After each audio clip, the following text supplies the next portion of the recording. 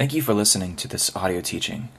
If these audio teachings are a blessing and encouragement to you, would you pray about becoming a regular supporter of our congregation through your prayers and financial gifts? Giving is simple. You just log on to dothanmessianicfellowship.com. And we strive to take the message of Yeshua's gospel to the uttermost parts of the world, and your gift will help us with these efforts. So thank you and shalom. This week's Torah portion is Vayechi, and if I were to write it out, you would see the word Chai in it, which is why it's in Joseph lived. So the Vi part, the V sound at the beginning, is kind of like the Hebrew's version of the word and. So Vayechi means and he lived.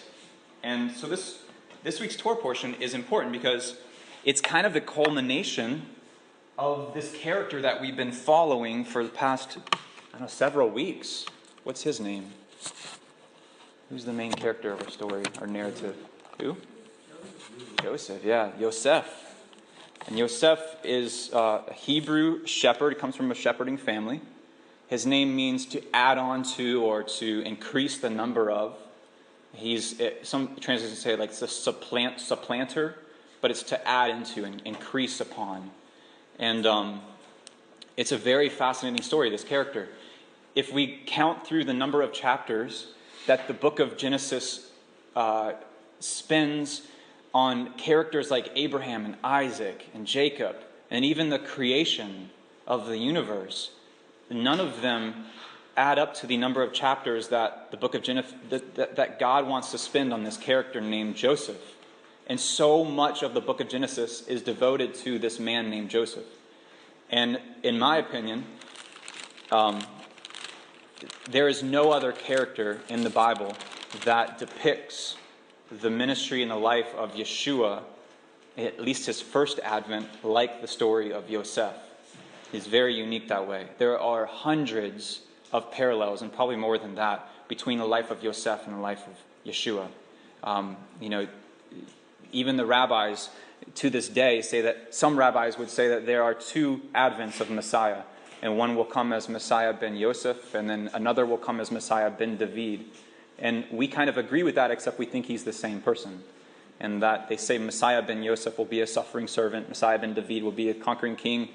What's interesting is that Yeshua, his adopted father, his name was Yosef. Yeah, and so he was literally known by his peers and by his contemporaries, by his disciples, everyone around him as Yeshua ben Yosef, or Messiah ben Yosef, yeah. And it was a very interesting character. And this Torah portion is the last Torah portion in the book of Genesis, the book of Bereshit. And it's the culmination of this man's ministry and life, this Yosef. And we've been taking this wild roller coaster of a journey through this man's life, Yosef, and experiencing the ups and downs of following and being faithful to the God of Abraham, Isaac, and Jacob. And how many of you know that it's not a smooth ride? It's not. You have ups and downs. And you have these moments where you're open to doubt, you're open to discouragement, and you're open to physical pain, emotional pain. But we see in the life of Joseph, and we see in the life of Yeshua, that if you remain faithful and you stick to it, that he will triumph, and that his plan will ultimately vindicate you and your faithfulness to him. And that is the story of Joseph, absolutely. So we're looking at, I guess it starts in Genesis chapter 47 and verses 28. And right away we see Vayechi, and Jacob lived in the land of Egypt 17 years. So if I were to set the stage a little bit, Joseph is sold into slavery. To make a really long story short, he finds favor, and then he loses favor. He finds favor, and then he loses favor. It's kind of this up and down, but he's working his way up this ladder of favor, and eventually becomes the ruler of the then known Gentile world. His name changes to Zaphnath Paneah, which translators are really confused as what maybe that means. Maybe like the keeper of secrets, the knower of secrets, but also some people believe maybe the preserver of life or the giver of bread, which Yeshua was all those in some ways. So he finds favor, he preserves and saves the then no Gentile world from famine. And bread obviously is a symbolism of the word of God. And he then welcomes his brothers into the land. And it's there at a moment of desperation that they seek his face. And they don't even know that they're seeking his face, they're just seeking bread. And it's very much a symbol of truth. The bread, this is the bread of life. And we get a glimpse into what it will look like in the final days and what it will look like in the last days. And it's just amazing to be a part of this, and that we have put our faith in Zaphnath Paneah, and we saw him originally, probably everyone in this room, as a Gentile, quote-unquote, Egyptian who had a lot of power and did amazing things and saved us from our sins. But now, in this movement especially, our eyes are beginning to open to the fact that he came from very humble beginnings, was a Hebrew of Hebrews, like Yeshua was a Jew, that he had a different name even, like we just sang the song Yeshua, and we begin to have these revelations about who he was as the quote-unquote Egyptians in the story. And now the stage is kind of being set where there's going to be, I believe, a point of desperation, where his brethren will be hungry for truth, and they'll need to come. It may be physical desperation, it may be spiritual desperation, or both, but they'll come to him seeking their brother, who they didn't know that they didn't know it was his brother. And I think this book of Zechariah says that they'll mourn for them, for he who they've pierced, as their only son. And I think that's a beautiful picture of the restoration of this family. And really, the book of Genesis in these last few chapters is the story of a family being reunited. I wanted you, I think last week you played a video that I put out, that to think of stories that maybe you had a hardship, or maybe you had a trial, where you thought someone was trying to do you evil, or maybe you thought you were never going to, you were a point of hopelessness in your life, that maybe it turned around and it worked out for God's glory. So I want you to have those stories kind of in the back of your mind, and I'm going to ask for them here momentarily. But what's interesting about the story of Joseph, let me take a swig of water here. I'm not just going to hold the bottle the whole time. The interesting thing about the story of Joseph, and I heard another teacher bring this out, is it's all about dressing and undressing. And if you look at that story, how many times can we think of Joseph being undressed and dressed and redressed, and it's all about the garments that he's wearing. If you think of it, that's a theme that runs throughout. It's a thread that runs all throughout the story of Joseph. There's a coat of many colors he's given. He's given a coat. Then that coat is taken away from him and torn to pieces, and blood's put on it. And then we have Potiphar's wife rips the garment off of him. And then we have he goes in to see Pharaoh, and he's put on clothes of an Egyptian, and it's over and over. He's changing clothes and taking clothes off. And we look at, so that's in the beginning of the book. We look in the back of the book, and it's all about clothing as well. And especially the book of Revelation is about garments and about a robe and fine linen. And we see that theme even running in the back of the book. And clothing and a robe is always a symbol of our state, our inward state of purity. And but just interesting, if you ever go back and read the story of Joseph, just look for that theme of dressing and undressing, and then compare it to the book of Revelation and the theme of Messiah's looking for a bride and what that bride is wearing and the clothing that the bride is wearing. It's very fascinating. But it all starts, the story of Joseph, and things start to go awry with Joseph, when he's given a katonet pasim. I'm going to write this word out here. I wrote it.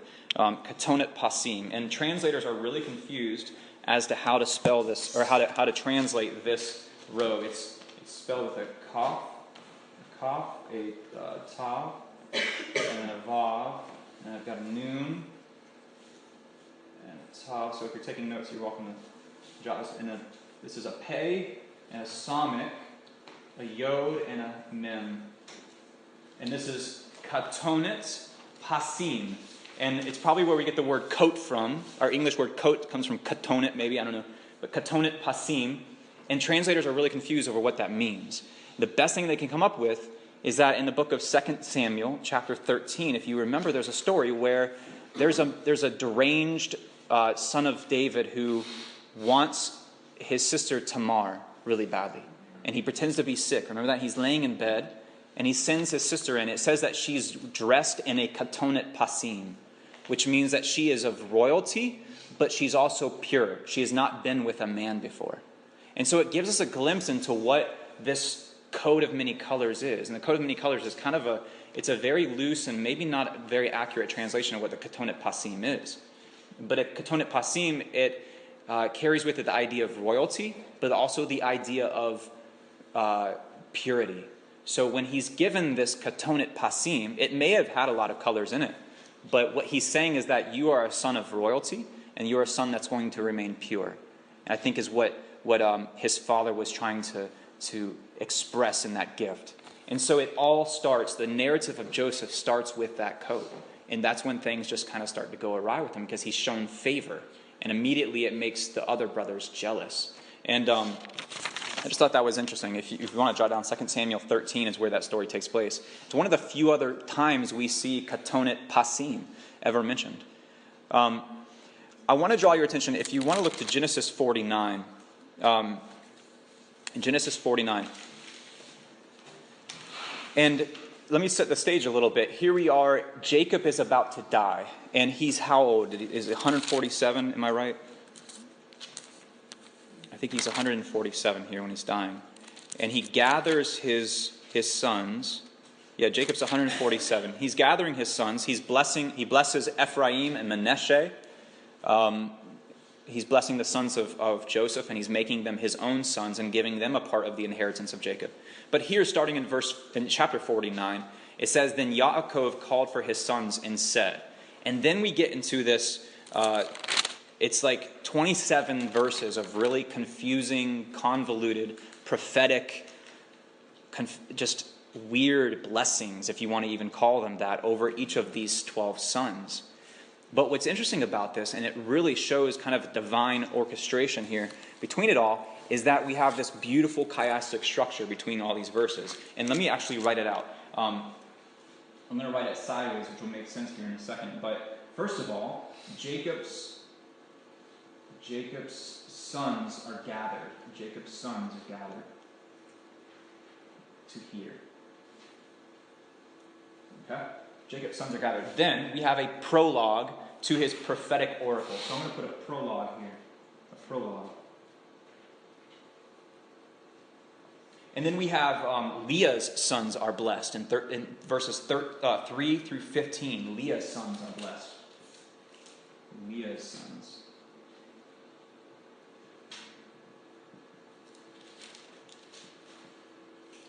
And that's 3 through 15. And then next we have, starting at verse 16, we have Bilhah's sons are blessed. Bilhah's sons. So he's going in a weird order here as he's blessing these sons. Bilhah's sons. And that's 16 through 18. Sorry, my handwriting's sloppy. But they say sign of intelligence, right? And then next, we have, in verse 19 through 20, we have Zilpah's sons being blessed. Zilpah.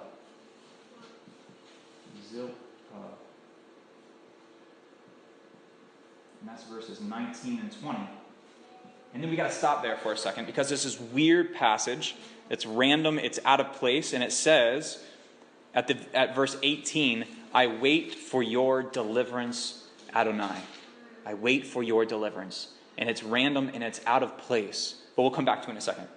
But does anyone have any guess? What do your translations say for deliverance there? Salvation. Anybody have any guesses? What is the Hebrew word there? What? For your salvation I do long. Yeah. What is the Hebrew word for salvation there? Yeshua, yeah. And so right here in the middle of Zilpah's sons being blessed, we have Yeshua.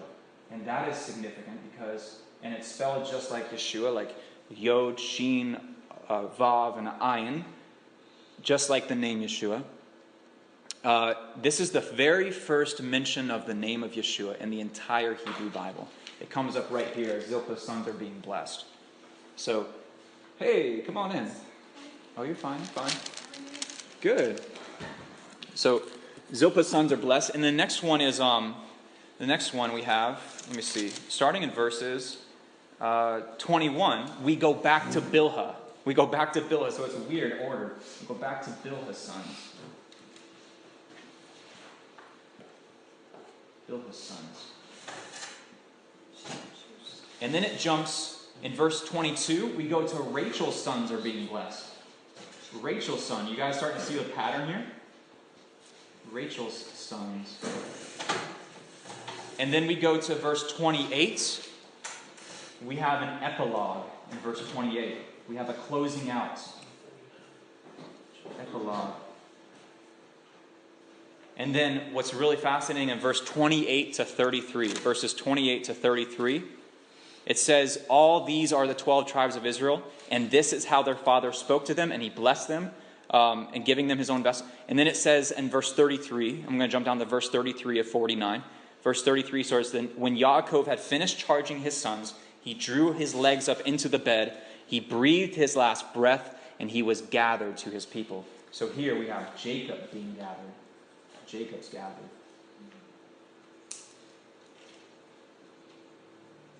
I thought that's really interesting. We have Jacob's sons are gathered. At the end is Jacob gathered. There's a prologue. There's an epilogue. Leah's sons are blessed. Rachel's sons are blessed. Bilhah's sons are blessed. Bilhah's sons are blessed. Zilpah's in the middle. And even inside that, we see Yeshua mentioned for the very first time in the Hebrew Bible. And what do we have here? How many branches? 1, 2, 3, 4. 1, 2, 3, 4. And then there's a middle candle for a shamash. Yeshua is the servant. He's the shamash. So we have a perfect Hanukkah, right? Even before Hanukkah even happened. And Yeshua being the center servant candle. And it's just, for me, it's really, and theologians will tell you this, there's this rule of first mention, where anytime you see a Hebrew word ever mentioned for the first time, it carries with it the tone of that word. It holds the meaning of that word for the rest of the Hebrew text.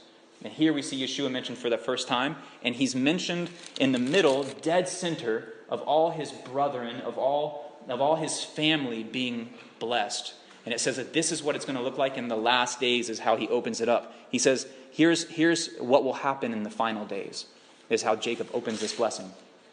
And I think it's really, really prophetic and profound that here we see Yeshua in the middle of his brethren, in the middle of his family, pulling them together and uniting them for one common purpose. And that is, he says, I came for the lost sheep of the house of Israel. And I think that's a beautiful picture there. So, it's things like that. You cannot deny that there is a divine author of this book. And these things are all over the place. All over the place.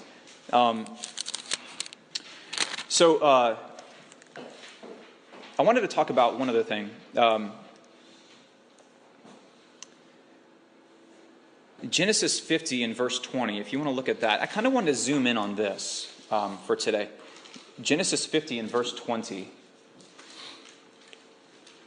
And so here we have Jacob dies. So he's giving these weird prophetic blessings. And he draws his legs up into the bed. And he breathes his last breath. And he's gathered to his people. And then the brothers find out about the death. And they think, oh no, he's definitely going to hunt us down now. And he's going to kill us now, right? And I think they're thinking that because that's what they would do. I could be wrong. But I think sometimes the things that we fear the most are the things that we would probably do ourselves, right? Like sometimes we're so worried about people taking advantage of us, or people ripping us off, or people hurting us. But sometimes we fear that because that's something that we have a propensity to do ourselves. And I think the brothers here are really scared for their lives because that's something that they probably in their past lives would have done. The father's out of the way, let's take him out now. And so he's worried, the brothers are all worried, father's out of the way, now he's going to get revenge on us. And to be honest with you, be quite honest with you, I don't know that I could do what Joseph did here. I mean, how many years in prison did he spend? He was taken away from his family.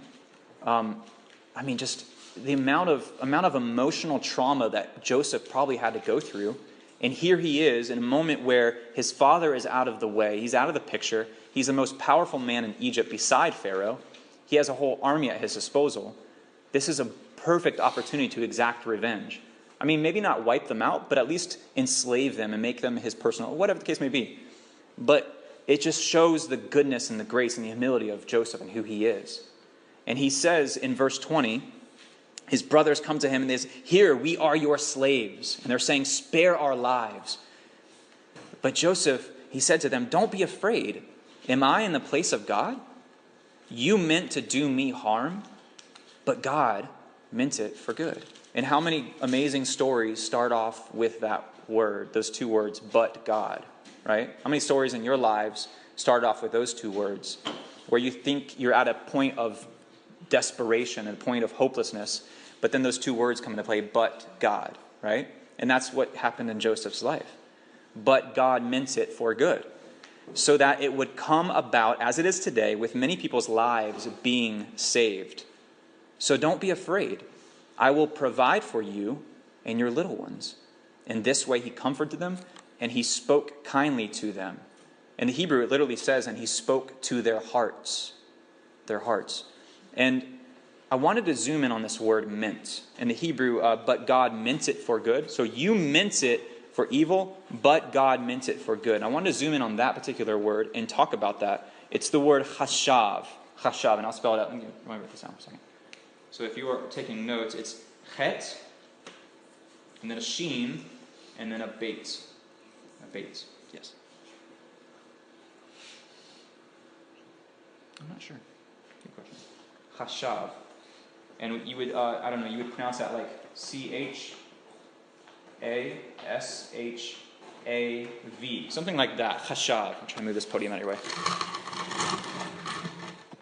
So, what he's saying is that you hashaved it for evil, but God hashaved it for good.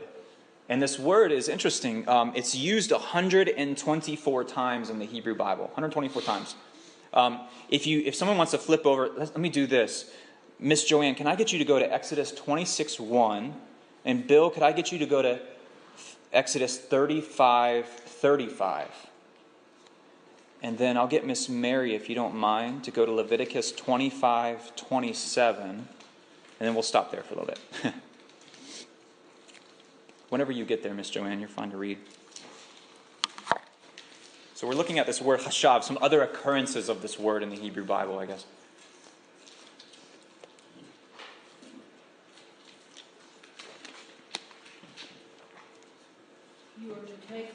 You are to make the tabernacle with 10 sheets of finely woven linen, and with blue, purple, and scarlet yarn. You are to make them with cherubim worked in, that have been crafted by a skilled artisan. Yeah, so right there, if I could pause you for a second. A skilled artisan is the word chashav. So what they're saying is that a skilled artisan has to come along and shape these things and manipulate these objects to where they can serve in the tabernacle. And that's the word chashav. So that gives us a little insight to what chashav means, is that it's someone who is skilled, someone who is an artist. Let's read Bill's occurrence and see what we have. He filled them with a wise heart to do every craft of the carver, weaver, of designs, and embroidery, with the turquoise, purple, and scarlet wool, and the linen, and the weaver, the artisans of every craft, and makers of designs. So makers of designs there is the word chashav. It's someone who makes designs. It's someone who weaves. It's someone who takes objects that are meaningless to one another and completely independent of each other, and then weaves them together and produces something useful. And in this case, it makes something useful for the tabernacle, for the Mishkan. So, Miss Mary, would you read yours? Leviticus 25:27. Then he shall calculate the years since its sale and refund the balance to the man to whom he sold it, and so return to his property. Yeah, that's talking about the years of Shemitah. So, when the year of release comes, you're supposed to basically refund a certain amount of money, prorate the land, basically, based on its value. But where it says that you shall calculate based on the number of years, that word calculate is chashav. So it gives us another kind of perspective on this word chashav, and that it can mean a skilled artisan, it can mean someone who is a weaver of designs, but also someone who calculates, something that's being calculated. It's also used 3 times in the book of Esther, this word chashav. It's used in Esther 8:3, if you're writing this down, Esther 8:3, Esther 9:24, And then in Esther 9:25, it's used 3 times. And if you know, the story of Esther is all about calculation. And it's kind of like this biblical game of chess where God is outside of that picture. It's the only book in the Bible where his name isn't even mentioned. But he's so present there, though. And he's calculating, and he's designing, and he's weaving all these stories together for the redemption of the Jewish people in the book of Esther. And that word chashav is used 3 times alone in those 2 chapters. It's also used in Isaiah 53, verses 3 and 4, and I'll read that. It says, "People despised and avoided him, a man of pains, well acquainted with illness, like someone from whom people turn their faces. He was despised, and we did not chashav him." We did not think about him. We did not calculate him. We didn't spend any time giving him thought or anything like that. So it gives us a little bit of insight what this word chashav actually means. So basically, calculate his worth. Yeah, we didn't calculate his worth, absolutely. I've got 2 things, and if you know me, I like to bring objects in, so because I'm a middle school teacher and they like to see things and hold things. But Bill, would you mind grabbing maybe your candles? So here I have a piece of olive wood that was in my mom's yard, my mom's backyard. This was a tree that I planted 3 or 4 years ago in my mom's backyard, and Hurricane Irma took it down. And so I went out there with my chainsaw and chainsaw a piece for Bill to use, because I know he likes olive wood. And I don't know, Bill is such a good example. I'm going to embarrass you here, but Bill is such a good example of a skilled artisan that he can take something like this that is completely, this might be useful for firewood, maybe building something, but Bill has a picture. No, Bill has a picture in his mind. Let's pretend that this is the product. Bill has this picture in his mind, all right? And Bill can see that, right? You can see the products that you're making in your mind, or maybe you have a picture from the internet or something like that, and he can see the finished product in his mind's eye. But does this log know that? Does this log have any idea what the builder, the skilled artisan, wants to use and create out of it? No, it has no idea. But this log is going to go through some metamorphosis, right? It's going to go through some changes. And if it could feel, it would be painful, right? It would be very painful. So that is chashav, where Bill sees an object, a picture in his mind, something that is beautiful and something that's calculated, and he takes it and he chips away at this log. He turns it with the wood turning thing and chisels it. He sands it, and it's how long would you spend on something like this right here, would you say? 2 or 3 hours. 2 or 3 hours. Yeah, for me, it would be like 2 or 3 months if I ever got it. But if you go to the menorah, it's 2 or 3 weeks. Yeah. So it's just depending on the design and the detail. But you always have that picture in your mind, and you always come back to that when you okay. So I'm going to put that picture back in my mind, and then I'm going to go to work on this product. So yeah. It's kind of like us with Yeshua. He builds and molds us into the person. Stop stealing my thunder. Stop. Come on. That's like my whole point here. Gosh. Don't do that to me. All right, we got to pack up and go home, I guess. No. But no, we don't know that we're being used for a purpose, and we go through pain and we go through suffering and persecution, or sometimes, God just wants to test us. Sometimes he just wants to sand us down a little bit, but it's all for a greater purpose, right? And this log has no idea that it could be used, and maybe Bill will eventually use it for something that's a greater purpose and in beauty. And so, those things hold candles now.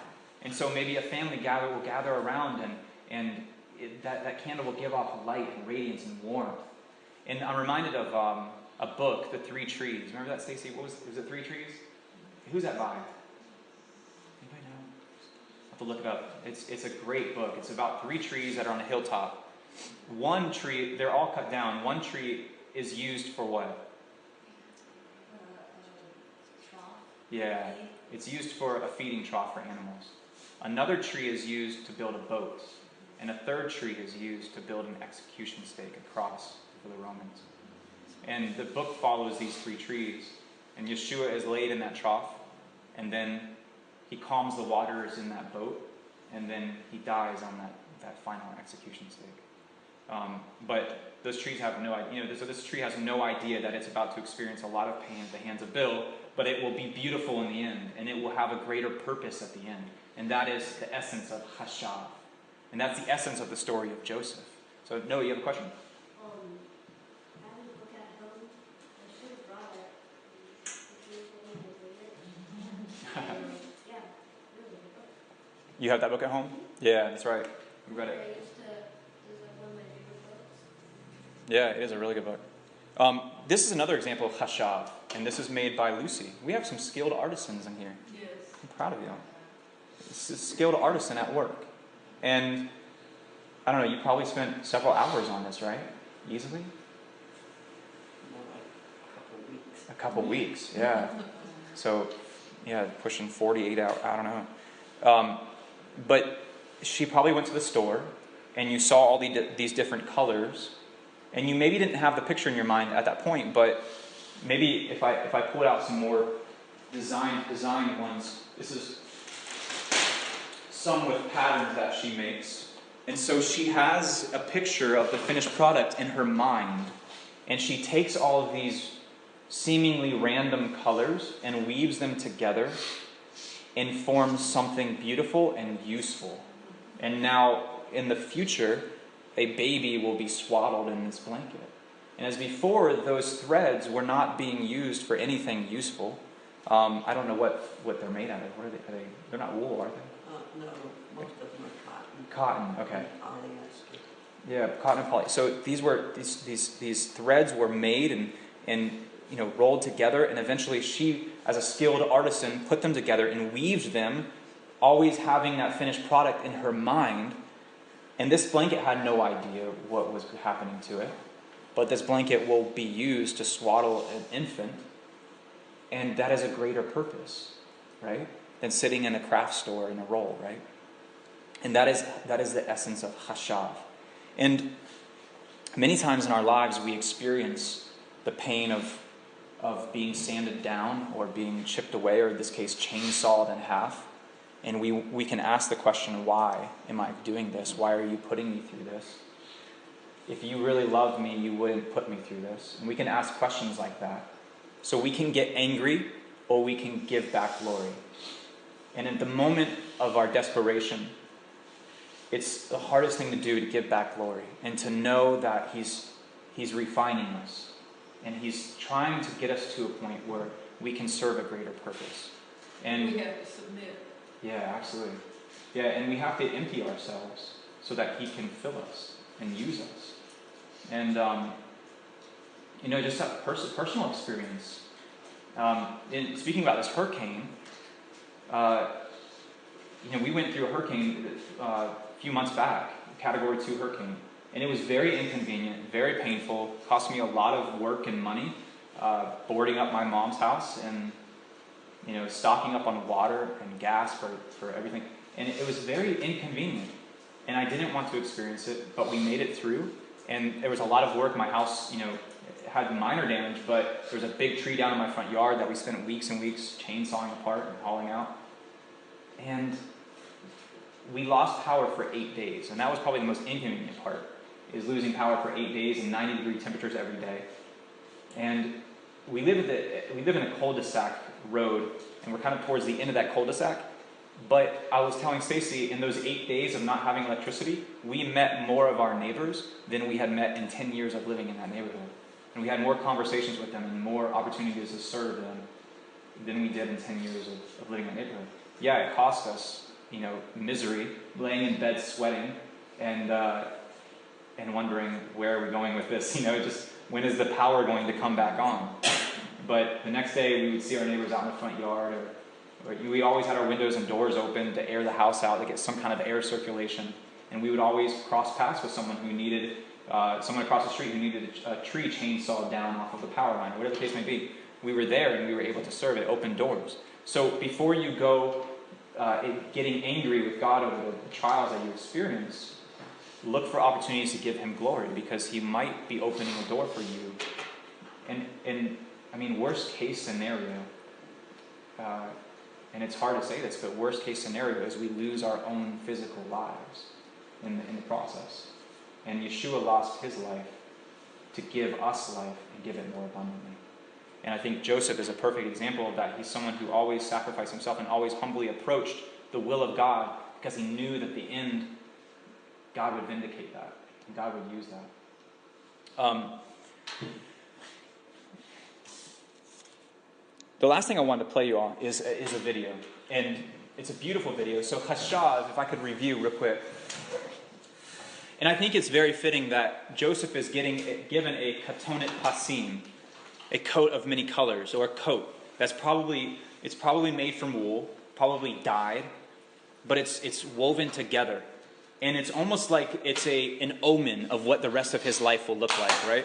Of what the rest of his life will be like. That you're going to experience so many trials and so many hardships, and you're going to have all these patterns and these colors woven through your life. But at the end of the day, you're going to get that katonet pasim back, and you're going to be clothed in royalty again. And his brothers came to him, and they all bow. His father comes to him, and he bows, and the dream comes true. And Revelation, I think it's Revelation chapter 19, talks about when Yeshua returns, that he'll be looking for a bride that's clothed in fine linen. And we have to remember that the life that we live has ups and downs, and it has roller coasters. And sometimes we might have our katonet pasim. See, when we put our faith in him, he gives us a robe. He gives us the robe of his righteousness. And it's fine linen. It's a katonet pasim. It's a robe of purity and a robe of royalty.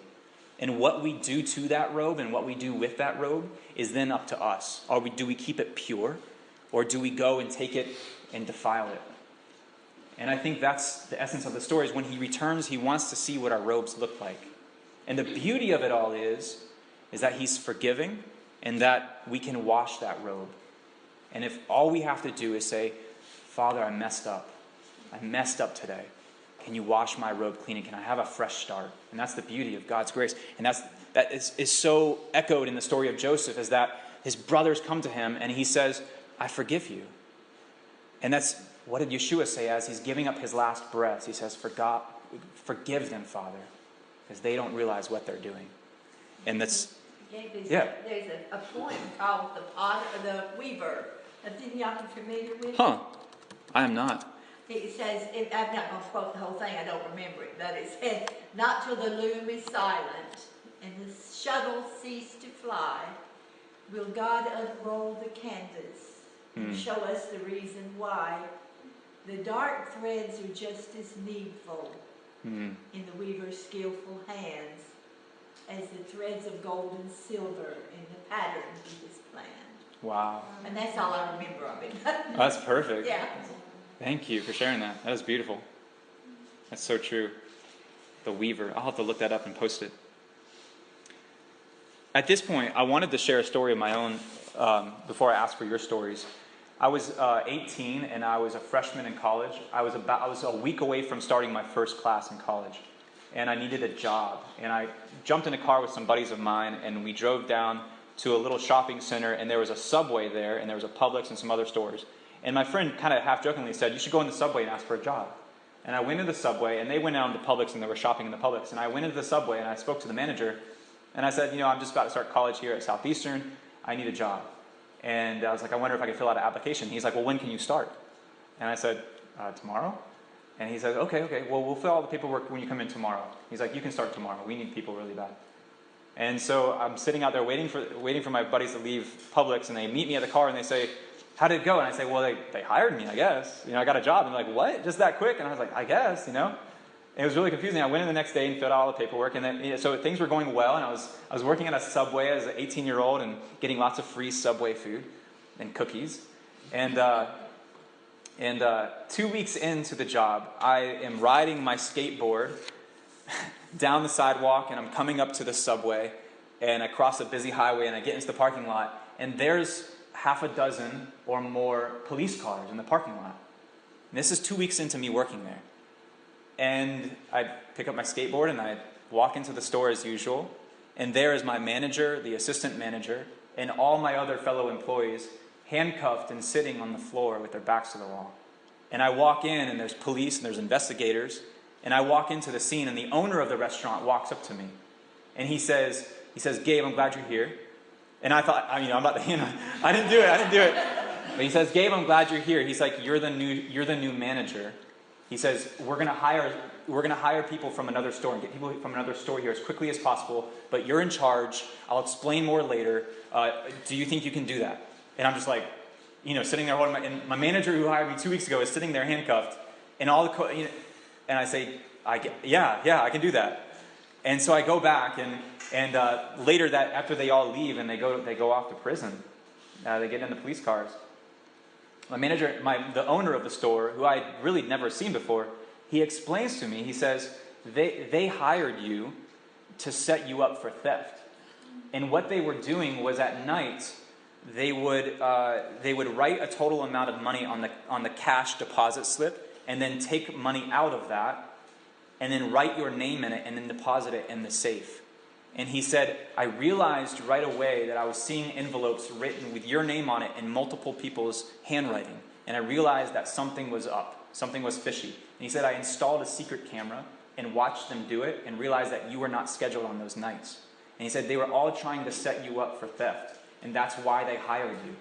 And I caught them all, and now you're the manager. And it was like that just hitting me 2 weeks into a new job. And, I got a raise, and, I started hiring people, and it was just very bizarre as an 18-year-old, one of my first jobs ever.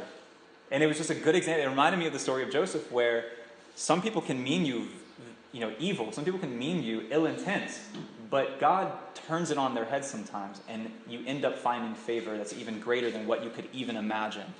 But I want to get stories from you all. Anybody have any stories they'd like to share? Anybody have any Subway stories? Yeah. Well, mine didn't turn into like that kind of favor. Yeah. But at 18, I worked at Wendy's, and I worked, at the register drive-thru. And, I went through high school, and I guess I could add, but in those days you counted everything by hand. You counted your drawer down by yourself. And in those days, the managers and everybody could come in and use your drawer. Now nobody can use your drawer. If you have one, nobody's supposed to touch your money to keep that, people from skimming out of your drawer and that kind of thing. Well, my drawer came up short all the time. All this money's coming up missing. And I'm thinking, oh my gosh, I graduated and I can't even count. I don't even know how to count money. And I felt like the biggest idiot in the world. I didn't stay there maybe a year. Ended up going to another job. And I went through the drive-thru one day, and the new manager, she looked at me, she says, May, I forgot the name of the manager. He was skimming drawers out of everybody. Wow. Everybody else's drawers he was stealing. And, but I just thank God, that they didn't make me have to pay money back, But anyway, that was a real good story. Yeah. That's awesome. Yeah. Any other stories? Yeah, Noah? By Grandma Barb's house. Yeah, that one. Yep. Yep. Is that one? Yeah. I don't have a story, but I just, in connection with what you were telling us about the Revelation, the linen garments. Yeah. Everything has a frequency, Yeah. and silk has 0 frequency, but linen has a frequency of 5,000. Yeah, I've heard that linen's really, Stacy likes to buy linen because it is really good for you. The priests wore linen garments, and that's interesting. Yeah, it is actually beneficial. You usually think of royalty wearing silk. Yeah. Yeah, but actually fine linen is better, more preferential. Yep. I wanted to play a video, and it's of a tallit maker in Jerusalem. And it kind of goes along with your poem, Ms. Shirley. He's weaving these tallits, he's hand-making these tallits, which is like a prayer shawl. And as we watch it, I want you just to pray and just reflect on this concept of chashav. And if you are going through a trial right now, maybe the dark threads, like you said, if you're going through that right now, then be encouraged, because the designer, the creator, knows and has something in mind for you. And if you're not going through a trial right now, I promise you, you will.